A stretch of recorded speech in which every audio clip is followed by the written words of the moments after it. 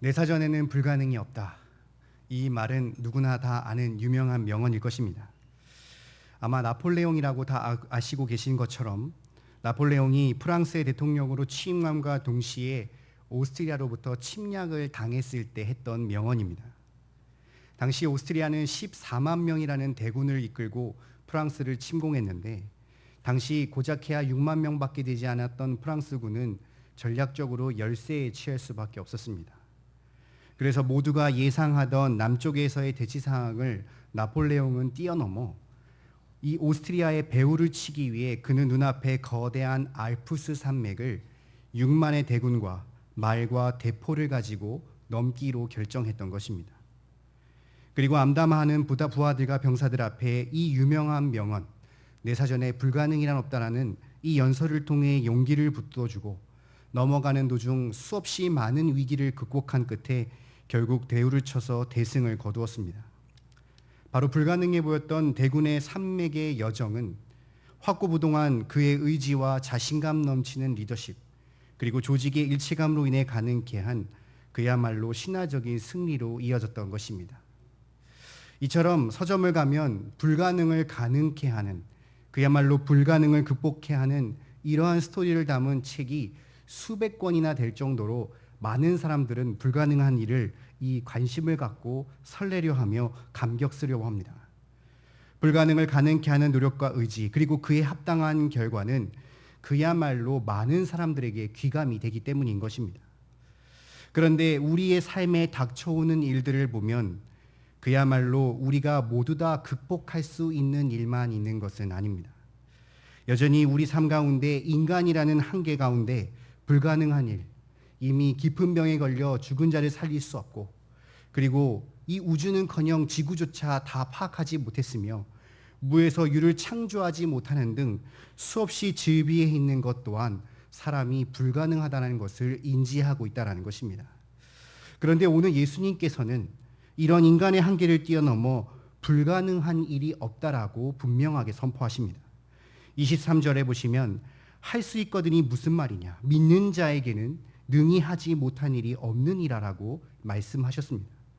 이는 말 그대로 내가 나를 의심하느냐, 나를 믿는 자에게는 이 세상에 할 수 없는 일이 없다라고 말씀하시며 예수님이야말로 이 세상 불가능한 일이 없음을 명백하게 선언하시는 것입니다.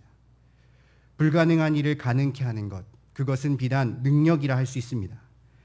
예수님을 믿지 않는 사람들이 자신의 잠재력을 개발하여 능력을 100% 이상 발휘함으로써 불가능을 가능케 한다 말하지만 그것은 어디까지나 한계가 있을 뿐, 예수님께서는 나를 믿는 성도에게는 그 어떠한 일이라도 가능케 하는 능력을 주실 수 있는 분임을 오늘 본문을 통해 분명하게 선포하고 계시는 것입니다.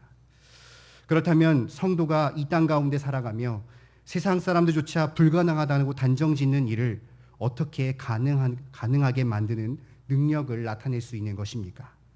저와 여러분은 본문의 말씀을 통하여 현세를 살아가는 성도가 불가능해서 가능케 만드는 능력을 나타낼 수 있는 비결이 무엇인지를 함께 상고해 보고자 합니다. 첫째로, 하나님을 아는 바른 지식이 능력을 나타낼 수 있는 전제가 됩니다. 우리 14절부터 19절까지의 말씀을 함께 합독하겠습니다. 이에 그들이 제자에게 와서 보니 큰 무리가 그들을 둘러싸고 온 무리가 곧 예수를 보고 매우 놀라며 달려와 문안하거늘 예수께서 물으시되 너희가 무엇을 그들과 변론하느냐? 무리 중 하나가 대답하되 선생님, 말 못하게 귀신 들린 내 아들을 선생님께 데려왔나이다. 귀신이 어디서든지 그를 잡으면 거꾸러져 거품을 흘리며 이를 갈며 그리고 팔이 해는지라. 내가 선생님의 제자들에게 내쫓아 달라 하였으나 그들이 능히 하지 못하였더이다. 세대여, 내가 얼마나 너와 함께 있으며 얼마나 너희에게 참으리요. 그를 내게 데려오라 하시매. 아멘. 오늘 본문의 앞선 절은 예수님께서 가장 아끼시는 제자 베드로와 야고보, 요한을 데리고 높은 산에 올라가 강체가 빛나는 모습으로 변화하셨습니다. 예수님과 세 제자들은 이러한 영광을 산에서 체험한 후 산에서 내려오셨는데 문제는 산 아래에서 또 다른 사건이 그들을 기다리고 있었던 것입니다. 14절에 나타난 대로 큰 무리가 제자들을 둘러싸고 서기관들에게 변론을 당하여 남아있는 9 제자의 모습을 보게 된 것입니다. 그리고 제자들은 내려오신 예수님을 보자마자 놀라며 한 걸음에 달려와 맞이합니다. 여러 사람들과 변론하는 등 이러한 소동에 예수님께서는 무슨 일 있냐고 묻자 제자들은 그 이유에 대해서 대답했습니다. 17절과 18절을 보시면 무리 중에 하나가 대답하되 선생님, 말 못하게 귀신 들린 내 아들을 선생님께 데려왔나이다.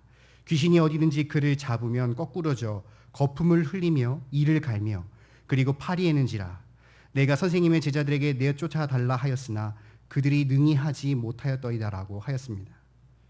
바로 예수님께서 안 계신 동안 한 사람이 귀신 들린 자기 아들을 데리고 왔는데 당시 예수님이 안 계신 터라 남아있는 9 제자에게 부탁했습니다. 왜냐하면 마가복음 6장에 나타난 대로 이미 제자들 또한 전도 여행에 나아가 귀신을 쫓아내며 복음을 전한 경험이 있었고 사람들 또한 그 소문을 익히 알고 있었기 때문입니다. 그런데 문제는 제자들이 귀신을 쫓아내지 못했다라는 점에 있습니다. 이에 그 사람들과 많은 사람들은 엄청난 실망을 했을 뿐만 아니라 이때다 싶어 서기관들이 제자들을 붙잡고 늘어지며 공격하는 상황에 있었던 것입니다. 이 말씀을 들은 예수님께서는 사람들을 향해 그야말로 깊은 탄식을 하시며 믿음 없는 세대라 말하셨습니다.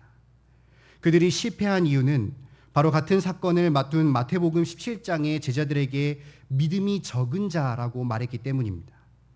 그 무리는 믿음이 없었고 제자들은 믿음이 적었습니다.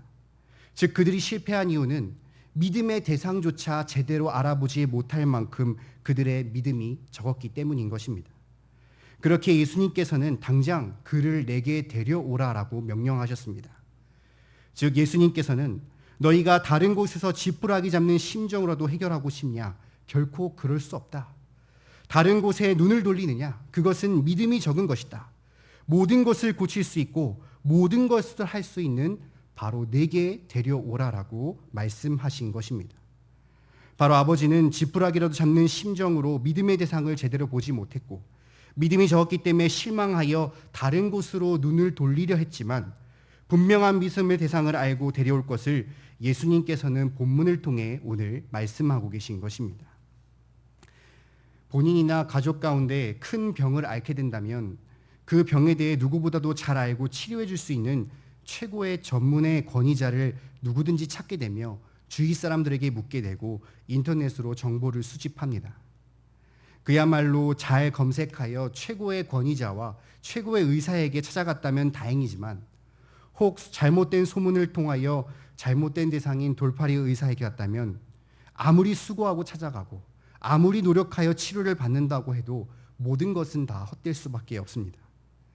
믿는다는 것이 그 자체도 중요하지만 더욱 중요한 것은 누구를 믿는가 하는 믿음의 대상이라는 사실입니다. 그 믿음의 대상이 바로 서지 않는다면 그야말로 다른 예수, 다른 영, 다른 말씀을 쫓는 이단과 다를 바가 없으며 보이는 현상이나 능력만 따르는 오늘 본문과 같은 믿음 없는 세대로 전락해버리는 것입니다.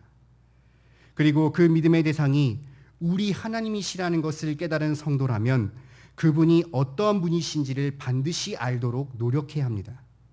하나님을 안다는 것이 단지 문자적으로 이해하는 것으로 그치는 것이 아니라 사람과 사람이 관계를 맺을 때 대화를 하고 교제를 하고 서로를 알아가듯이 하나님께서 어떠한 능력과 성품을 지니셨는지 깊은 교제를 통해 알아가야 하는 것입니다.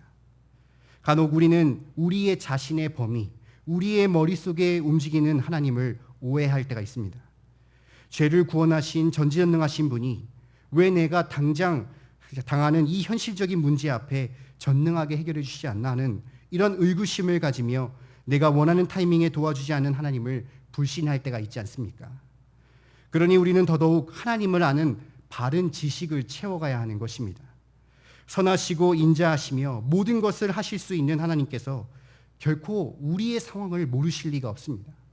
작은 신음소리도 아시는 그분께서 오히려 더 선하시고 깊은 뜻으로 인도하실 수 있는 분이며 불가능한 일도 능히 가능케 하시는 전지전능하신 분을 분명하게 인지하고 확신하는 것이 바로 성도가 이 땅에서 능력을 나타낼 수 있는 분명한 전제가 되는 것입니다. 하나님을 바르게 아는 지식이 불가능한 일을 가능케 하는 능력이 전제가 됨을 깨달아 더더욱 하나님을 알고 최선을 다하여 노력하시는 경양의 모든 성도들 되시기를 간절히 바랍니다. 둘째로, 끝까지 인내하는 전적 믿음이 능력을 체험케 합니다. 우리 20절부터 27절까지의 말씀을 함께 합독하겠습니다. 이에 데리고 오니 귀신이 예수를 보고 곧 그 아이를 심히 경련을 일으키게 하는지라.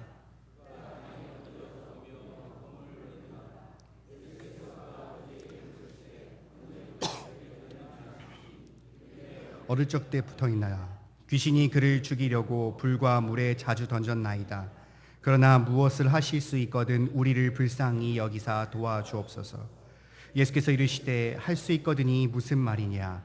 믿는 자에게는 능히 하지 못할 일이 없느니라 하시니 곧 그 아이의 아버지가 소리를 질러 이르되 내가 믿나이다. 나의 믿음 없는 것을 도와주소서 하더라. 예수께서 무리가 달려와 모이는 것을 보시고 더러운 귀신을 꾸짖어 이르시되 말 못하고 못 듣는 귀신아 내가 내게 명하니니 그 아이에게서 나오고 다시 들어가지 말라 하시매 귀신이 소리를 지르며 아이로 심히 경련을 일으켜 나가게 하니 그 아이가 죽은 것 같이 되어 많은 사람이 말하기를 죽었다 하나 예수께서 그 손을 잡아 일으키시니 이에 일어서니라. 아멘. 믿음이 적은 모습을 통해 실패한 제자들을 뒤로 한 채 예수님께서 데려오라는 말씀에 아버지는 얼른 귀신 들린 아이를 데리고 왔습니다. 그러자 그 아이가 예수님을 보자마자 즉시 경련을 일으켜 발작을 일으켰습니다. 이는 그야말로 능력을 행하시는 주님 앞에 나타난 귀신의 최후의 발악이었습니다.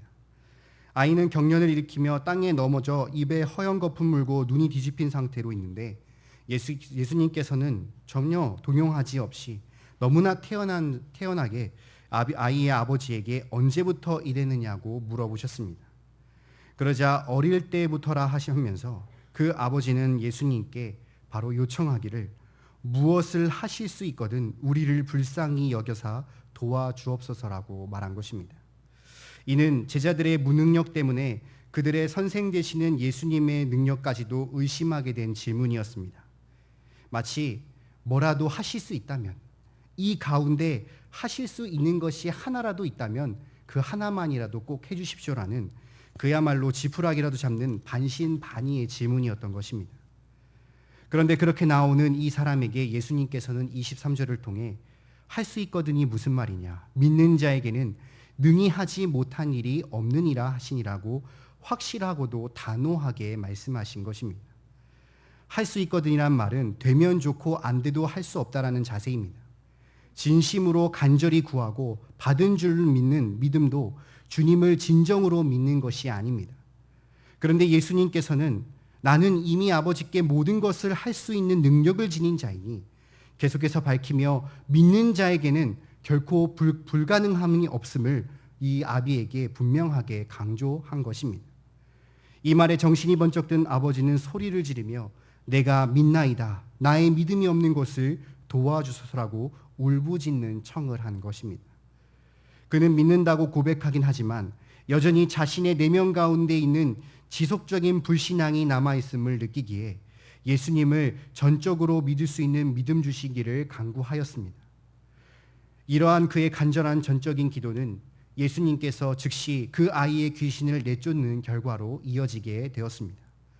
예수님께서는 귀신을 꾸짖어 그 아이에게 나오고 다시 들어가지 말라고 명하시니 귀신이 소리를 지르며 아이로 심히 경련을 일으키게 하고 나온 것입니다. 그런데 여기서 중요한 것이 있습니다.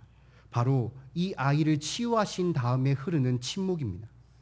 26절에 굳이 나오지 않아도 될 마치 아이가 죽은 것 같아 보였다라는 이 표현은 바로 귀신이 나온 뒤에 아이가 바로 일어나지 않았음을 말합니다. 그러니 사람들 사이에서 죽었다라고 수군대려 본 것을 보았을 때 아마도 어느 정도의 시간이 흘렀을 것으로 추정됩니다. 바로 그 시간까지도 예수님께서는 그 아이의 믿음이 인내하고 굳건한지를 보고 계셨던 것입니다.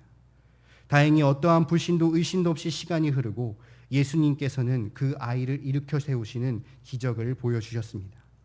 믿음이 없음을 고백하며 믿음을 달라고 부르짖는 이 전적인 믿음과 끝까지 믿어 의심치 않는 굳은 인내의 믿음을 통해 아버지는 그토록 시달렸던 귀신 들린 아이를 깨끗하게 치료받는 불가능한 일을 가능케 하는 예수님의 능력을 체험하였던 것입니다.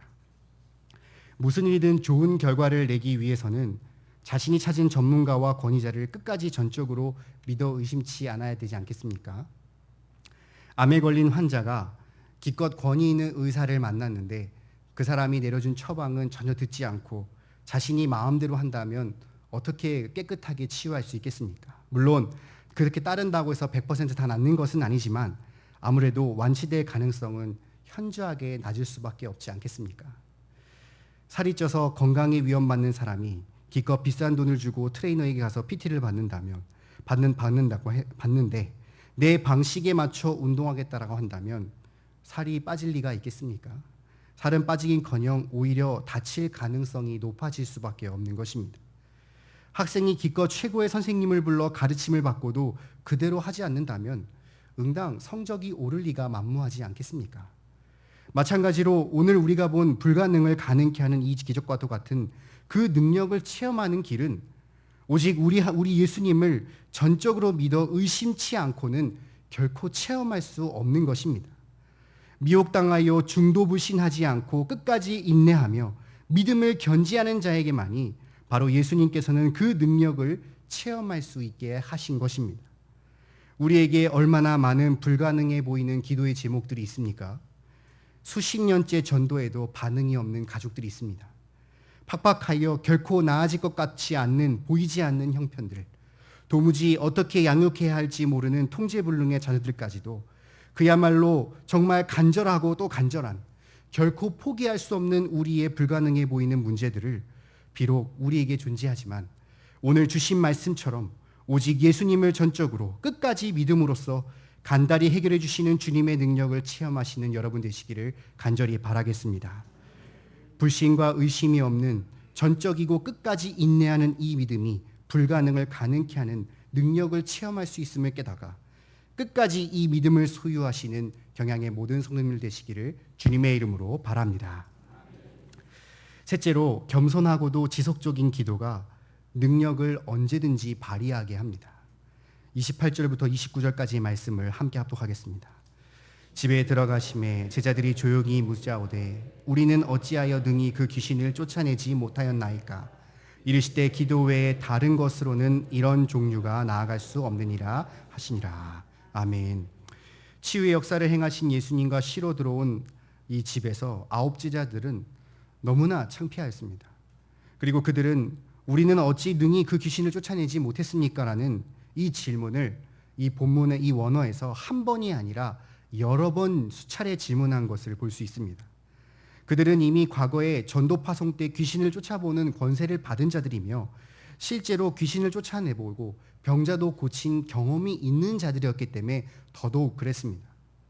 그런데 이 사건은 그야말로 수많은 사람들 앞에 나름 최선을 다하여 노력해 보았지만 고치지 못했고 오히려 서기관들이 달려 논쟁을 당하고 여기저기 뜯기며 귀신 들린 아이의 아버지로부터 예수님께 고자질 당하는 수치마저 당했으니 자존심이 상한 9 제자들은 예수님께 왜 자신이 귀신을 쫓아내지 못했는지 거듭 물어볼 수밖에 없었던 것입니다.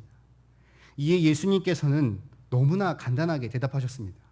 바로 29절에 기도 외에는 다른 것으로는 이런 종류가 나아갈 수 없느니라 라고 말씀하신 것입니다. 즉 제자들이 실패한 이유는 기도하지 않았기 때문이라 라고 말씀하셨는데, 근데 아시다시피 이 제자들 또한 예수님의 제자로서 오랜 훈련을 받은 자들 아니겠습니까? 이런 그들이 기도를 하지 않았을 리가 없습니다. 처음에는 안 했을지 모르지만 계속해서 안 되었을 때는 분명하게 그들 또한 하나님께 배운 대로 기도를 드렸을 것입니다. 그런데도 그들이 실패한 것은 바로 그들의 기도가 잘못되었음을 의미하는 것입니다. 그들은 예수님과 수제자가 떠난 뒤 귀신을 쫓는 청이 오자 나름 신이 나면서도 확신이 있었습니다. 늘 언제나 스포트라이트를 예수님이 받고 또는 수제자였던 그 세 제자들이 받았던 그들에게 이제는 뭔가 보여줄 수 있는 하나의 기회가 왔구나라는 그런 기회로 삼았으며 또 이미 한 경험이 있기 때문에 자신감에 찼습니다. 그런 그들의 교만한 마음이 기도가 능력을 발휘하지 못하게 했던 것입니다. 여러분, 그들이 처음 권세를 받았을 때 얼마나 떨면서 기도했겠습니까? 그들이 처음 나아가 이 귀신 들린 자를 봤을 때 얼마나 두려움에 떨었겠습니까? 그러니 그때는 그야말로 하나님을 전적으로 의지하는 마음, 하나님께 도와달라는 그 온전한 기도의 초심은 온데간데 없고 오직 자기가 뭔가 할 수 있다는 교만이 그들의 마음을 지배하였으니 이번에도 될 것이라는 자신의 능력을 나아가는 순간 그들은 실패해버리고 말았던 것입니다. 그러니 제자들이 실패한 것은 기도를 하지 않아서가 아닌 방금 보았던 아버지의 기도와 같이 내가 믿나이다, 나의 믿음 없는 것을 도와주소서라는 주님의 높이는 겸손한 기도가 없었으며 그저 기도하고 당장 응답되어지지 않는다고 바로 포기해버렸기 때문에 그들은 그야말로 실패할 수밖에 없었습니다. 바로 나 자신이 가진 것을 내세우는 교만한 기도가 아닌 하나님을 전적인 높이고 그분의 능력만을 의지하는 겸손한 기도, 그분의 뜻이 무엇인지를 분별하여 끝까지 포기하지 아니하고 지속적으로 하는 이 기도가 불가능한 일을 가능케 하는 능력을 발휘할 수 있게 되는 것을 본문을 통해 알 수 있습니다. 제가 SFC 운동원으로 있던 시절에 가장 많이 들었던 말이 무엇인지 아십니까? 우리 SFC 운동원들은 참 일을 잘하는데 기도가 부족한 것 같아. 이 말을 참 많이 들었습니다.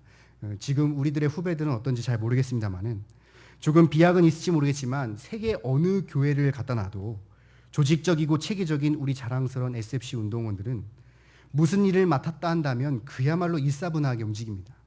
회의를 하고 그 회의에 맞춰 일을 나누고 그리고 계획을 짜고 그 계획에 맞춰 움직이는 등 그야말로 그 일을 해서 어느 정도까지 명성이 있었냐면 졸업한 다음에 직장에 가면 SF 출신들은 보장된 사람들이라고 할 만큼 그야말로 일을 잘하는 사람들이었지만 문제는 영적 능력을 가장 발휘할 수 있는 정작 기도가 부족했다라는 것입니다.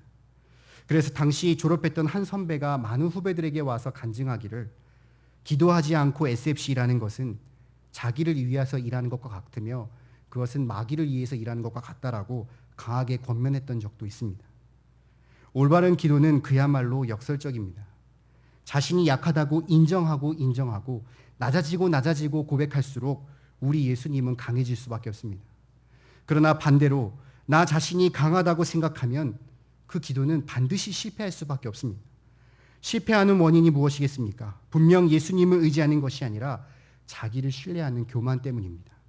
자기가 가진 능력과 재주, 돈, 성공, 학벌 이런 것들을 의지하면서 예수님의 능력을 다 발휘하지 못한다면 그야말로 그 기도는 실패할 수밖에 없는 것입니다.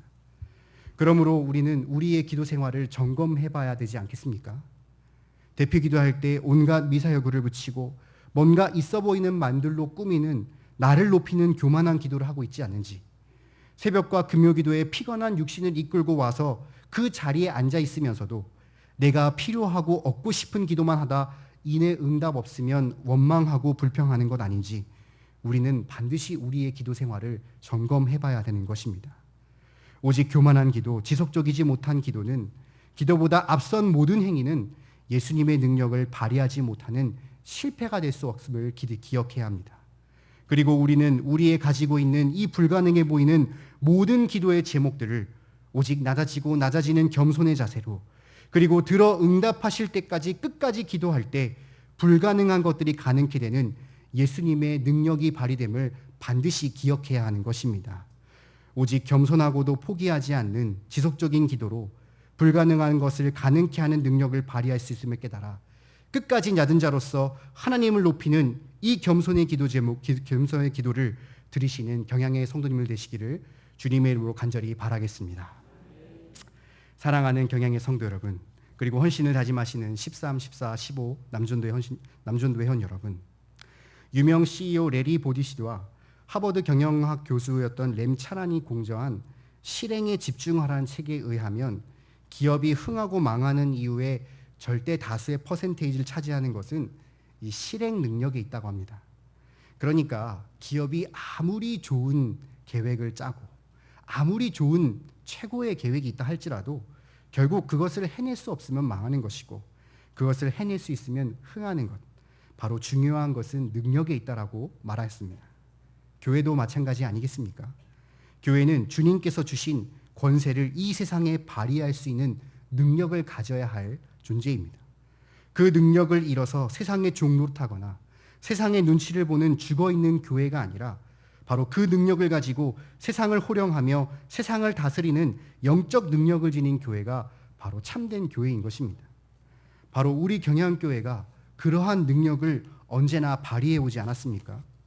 원로 목사님께서 여의도에서 이곳 강서성전으로 올 당시 이 성전의 규모를 보고 그 누구도 아무도 성공할 수 없을 것이라고, 불가능할 것이라고 말해왔지만 오늘 우리가 눈으로 목도하듯이 이 아름다운 성전은 완공되어 우리는 즐거운 가운데 신앙생활하고 있습니다.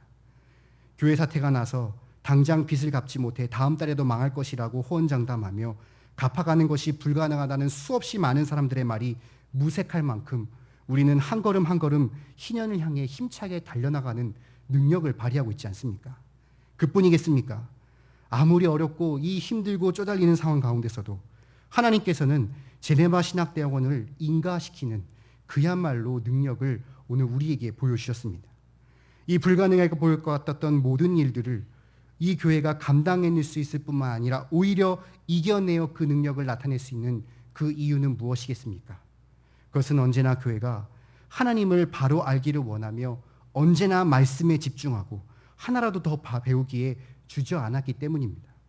그리고 언제나 주어진 현실에 낙담하고 좌절하며 패배자로 있는 것이 아니라 언제나 전적으로 예수님을 믿고 인내함으로써 자신의 최고의 것과 헌신을 아끼지 않았기 때문입니다. 무엇보다도 우리의 기도의 용사들이 새벽마다 금요마다 무시로 낮은 자세로 겸손하게 하나님께 앞에 나와 기도를 올려드렸기 때문에 이 경양교회는 불가능해 보였던 문제를 가능케 하는 영적인 능력을 유감없이 발휘해왔던 것입니다. 그러므로 가면 갈수록 교회 안에 자기의 의나 믿음이나 능력을 자랑하는 분위기가 넘치고 가식적인 믿음을 가진 성도가 판을 쳐 교회가 능력을 잃어가는 이 악한 시대 가운데서 우리는 경양의 선배들이 걸어온 그 길을 포기하지 아니하고 끝까지 지켜 나아가야 합니다. 여태껏 이룬 결과에 안주하지 말고 언제나 주신 희년의 비전을 향하여 그 능력을 발휘하도록 오늘 주신 말씀을 굳건하게 순종해야 하는 것입니다. 오직 우리의 믿음의 대상이신 하나님을 바르게 알고 그분만을 전적으로 인내하여 믿음을 가지고 그 뜻이 무엇인지를 분별할 때까지 포기하지 아니하고 그분을 높이고 겸손하게 기도드리심으로써 우리의 삶 가운데 불가능해 보이는 모든 문제들뿐만 아니라 경양에 나아가고 한 모든 길까지도 능히 가능케 하시는 이 영적인 능력을 마음껏 체험하시고 발휘하심으로써 이 세상을 호령하시고 하나님께 영광 돌리시는 경양의 모든 성도님들 되시기를 주님의 이름으로 간절히 축원하겠습니다.